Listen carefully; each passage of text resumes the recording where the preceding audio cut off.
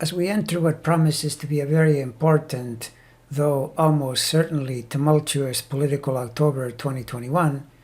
where do we find Joe Biden's astrological prospects?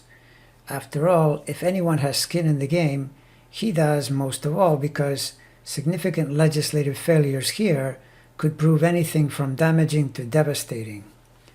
Saturn has been transiting in Aquarius since he assumed the presidency in January, and then more recently, opposite his Pluto and Leo in the natal ninth sign of foreign affairs, signaling trouble and becoming the key transit for the Afghanistan debacle, although since Saturn already had reached the 13th degree of Aquarius back in May, it should also be read as squaring the 12th sign Mars, which of course made things even worse. Going into October, Saturn is going to be in a station near the 7th degree of Aquarius, which means that it remains as a difficult influence that will tend to block progress. And since the ninth sign also rules legislation, you can begin to see why this is a pretty tough problem. At the same time, from those stationary degrees, it is close to a trine to itself, and at least by compatible signs, it supports his ascendant, his Eris, Uranus, and Neptune, which means that while definitely difficult, all is not lost. At first glance, the October Jupiter station doesn't look too good either, because it broadly squares all his Scorpio planets and is especially close to the square to his Mercury. With Jupiter, you always want to expand and score victories, but at odds with your midheaven zenith ruler would not be considered a great formula. However, at the same time, as luck would have it, the exact degrees where Jupiter is stationing, 22 1/3 degrees Aquarius, happen to connect via a ninth harmonic aspect to his ascendant, which is a very nice harmonious counterpoint. The third stationing planet, Pluto, parks in degrees that are close to opposing his Jupiter, which isn't great, although since he already won an election under this aspect, I would think it unlikely to be anything big to worry about. Plus, I noticed that from the 24 plus range where it stations,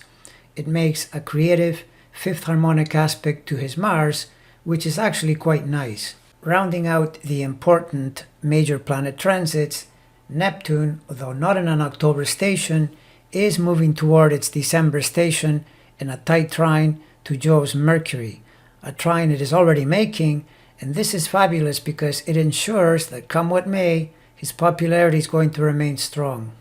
Jove's progressions provide us with more clues about his fall 2021 situation. The progressed Sun is traveling this year and next year through the 17 to 18.5 degree range of Aquarius, which happens to be a very friendly ninth harmonic degrees to his natal Sun and Venus, and his progressed ascendant just happens to be at the same degrees as where Jupiter stations in October, which is very positive symbolism. And perhaps the most valuable progression of all is the progressed Moon in the 21st degree of Pisces, moving toward an exact trine to his natal Mercury, which is ruler of the Zenith and MC. This one is super nice and super helpful. And in an unusual coincidence, though in astrology the premise is there are no coincidences, since everything happens according to the numbers and angles, the solar arc Moon just happens to be in the very same degrees of Cancer, 21 plus, which means it is trining that very important planet, Mercury, from the 8th sign. So I've made a number of points, but what is the conclusion? I would say the Saturn station opposite Pluto dragging the Mars in by square is enough to predict Biden is not going to get everything he wants.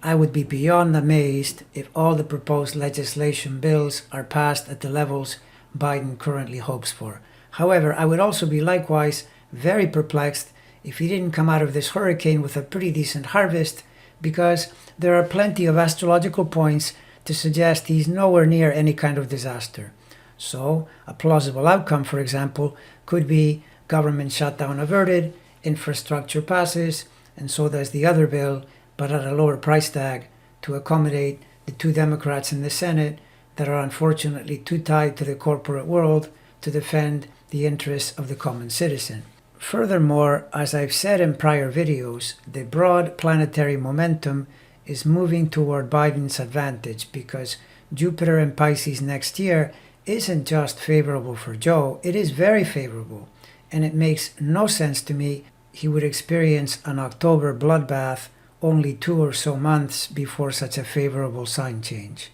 Bottom line, on Joe Biden's chart, we have reason to be at least cautiously optimistic about the 2021 October politics.